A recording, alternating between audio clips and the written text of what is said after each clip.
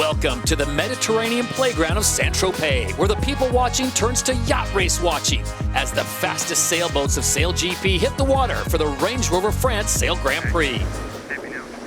Fast late run from them, but in the middle of the line, Jimmy Spitzel on board USA. It's USA, Denmark and Australia who look pretty good. France, here they come. Quentin de la Pierre, line's going to turn white. Wow! What a start, and New Zealand are there well out the back here. That magic trick's not worked today. It's Spitzel, and he's sending it hard in towards Mark 1. So here we go, race number 1, the first race of 3, and they're on their way to mark number 1. The Aussies already having an issue there, and look at the Americans having a great start. Look at the speed, over 90 kilometers an hour. It's going to get fast, and as they bear away from the wind here, it's going to be dangerous. Hold it, not yet. Okay, coming up. Right, rolling away now.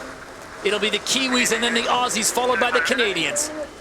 Oh, 97 on top of the New Zealand mast at the top of the rig there. That was so fast on that bear away. And the French, first to take the left turn, split the course.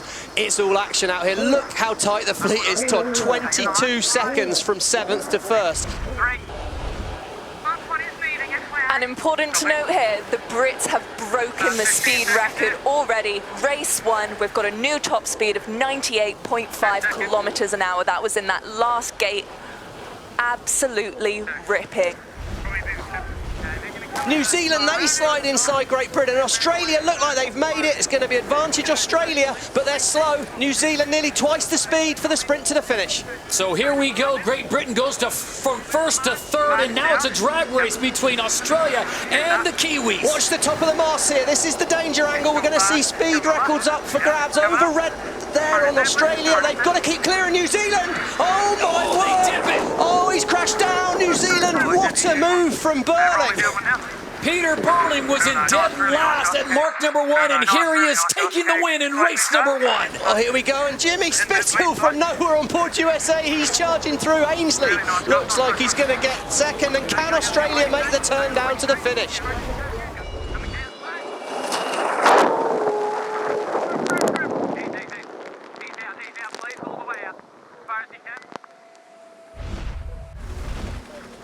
Switzerland and the USA in controlling positions for me at the moment. Australia, can they find a gap through? Watch for that line to turn white, and that's going to start the race. Who's timed this right?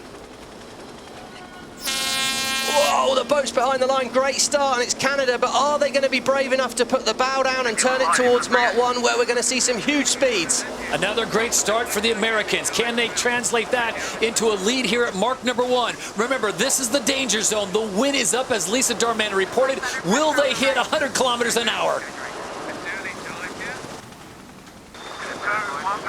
Big pressure moment coming here.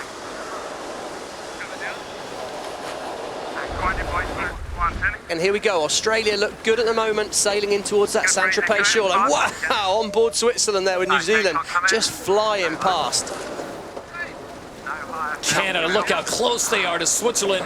They have problems. Remember, Nathan Average started this race today, race number 1, 4 points in the hole as they go back to dead last. And look at that, they've eked out over 100 meters, seemingly in the blink of an eye. I thought it was a tight race with America before, and right now Slingsby looks like he's got it under control. In race number 2 at the Range Rover France Sail Grand Prix, the Australians are back to their winning ways. Tom Slingsby in Australia will get the win in race 2. Jimmy Spithill and the Americans will grab a second to go with their 3rd in race number 1. So they are in a good position heading into the 3rd and final race today. New Zealand so much faster now. Canada must keep clear of New Zealand.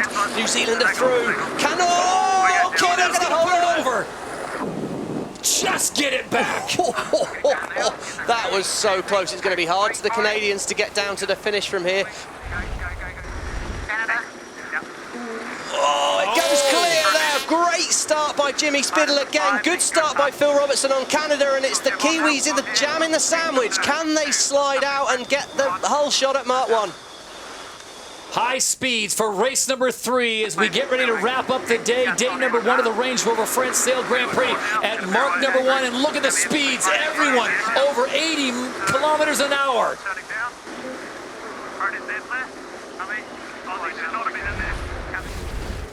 And here we've got the speeds, the top 3 boats. The Kiwis still the fastest on the water at 72.5 kilometers an hour. Oh, Emily, look at that. The British boat flying too high in a straight line and they've crashed down again. Don't know if that was a mechanical issue, an unforced error or an uncharacteristic error, probably. They've lost 100 metres in the blink of an eye and they will potentially be full of water. As they come up on gate number 3, the near gate, one of the 2 rounding gates renamed and branded near in recognition of SailGP's new partner.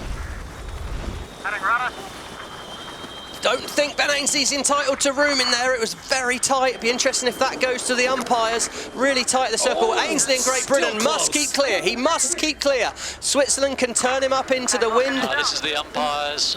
Penalty, GBR, relative Switzerland, not entitled to room at the mark. Oh, there you go, got to say. He's got to let the Swiss boat back pass. I had to agree with him, really. It all happened there, but Craig Mitchell, I think it did look like that to me. It was a very late change. Great Britain must drop behind. Every point counts. That could be really crucial. Race number 3, it will go the way of the last 2 wins. It's the Kiwis once again on top here in Saint-Tropez. How about the French put on a show for the locals? The French have also set another new top speed of the day, 99.9 kilometers an hour. They are just off of that 100 that we've been looking for, but so impressive. Home crowd.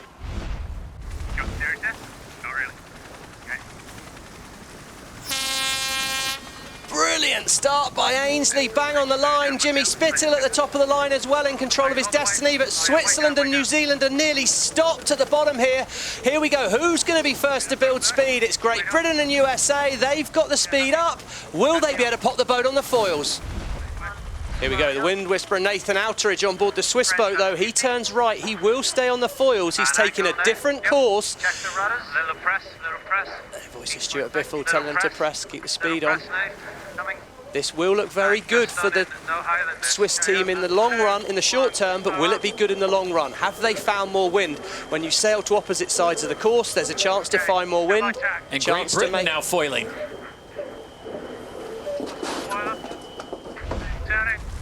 49 seconds until this race will terminate. It looks like no one's going to catch Jimmy Spittle's US boat. And it will be USA SailGP that gets the win in race number 4. Denmark and Great Britain expect to see the line turn white and then break it first. So a clean start. It's Denmark and Great Britain at the top. The Americans have a good one. And look at this. Tom Slingsby is absolutely parked in front of the Kiwis. Oh, the Australians needed a good one, Todd. What a move. It was too aggressive in these light winds. I'm surprised we haven't heard the voice of the umpire just yet. But New Zealand absolutely dead in the water here. Spanish actually look all right there, eh? Oh, I think they look all right too, Phil. They had a good angle. Is he on lane? I see pressure on the wall here. So I think that means what Phil's saying is he saw wind over on the wall by Saint-Tropez, but I think the Spanish have found a good angle out on this side. It's going to be interesting. We will be shortening this race. You will finish at gate 4. The downwind leg will be shortened as well. Time's getting tight, 20 seconds to go. If they don't make the finish, the race will unfortunately be null and void, and that could be a big disastrous moment for some of these crews. Canada especially, can they get it in there in time? Canada's got 10 seconds to cross that finish line to make this official, and this is going to be very close. Oh, it's so close. I don't think they're going to get it. Oh, no. Race terminated. Oh, Melanie Roberts. Seconds away, and Melanie Roberts, the race manager, terminates race number 5. Oh, no. New Zealand are early, they're going to be over. It's going to be a false start there for the New Zealand boat. This is the umpires, OCS New Zealand, over the line early. Oh, he looked early for a while, Todd. Delayed start. He needs to go back behind the other 2 boats at Mark 1, and Peter Burling is going to need to work out how to overtake in a final if he hopes to win the race from here. Great jibe by the USA. Can no, Britain force it, they fall off the foils. That's disaster for the British crew. They need to get things flying again soon. Brilliant work by Hans Henken on the flight control of the US boat, and the US are going to streak away after Mark 1 with New Zealand as well on the foils. It's going to be tight down towards gate 2. Look at that USA, they're already pointing up towards gate 3. Great news for Jimmy Spittle and his crew. New Zealand, well, they're going to struggle to make a move from there. And the pressure. In just the past 20 seconds, we've seen the US SAI team put 50 meters on the Kiwi boat. So they are H1 flying that hole, and you saw how gingerly Emily Ryu, the tactician, crossed over. Still the pressure looks up though, eh? Yeah, you're gonna get it here, good. There we go, the US pop up on the foils. It's tight. Andrew Campbell sat on the other side of the boat to everyone else. He's trying to find that final finish line here, the gate, just a few meters away, 100-meter lead. Jimmy Spithill and the Americans have claimed the victory here at the Range Rover France Sail Grand Prix. Yeah, boy, nice work. What a great result for the team. It's everyone's been really sort of digging it in, putting a lot of hard work in. We had some flashbacks there from last year here, and you know, Rookie and I had quite the discussion at that last top mark, and he made a fantastic call. So yeah, just a great overall result for the team. Short team coaching, really stoked to do this, and now we start our comeback in the season.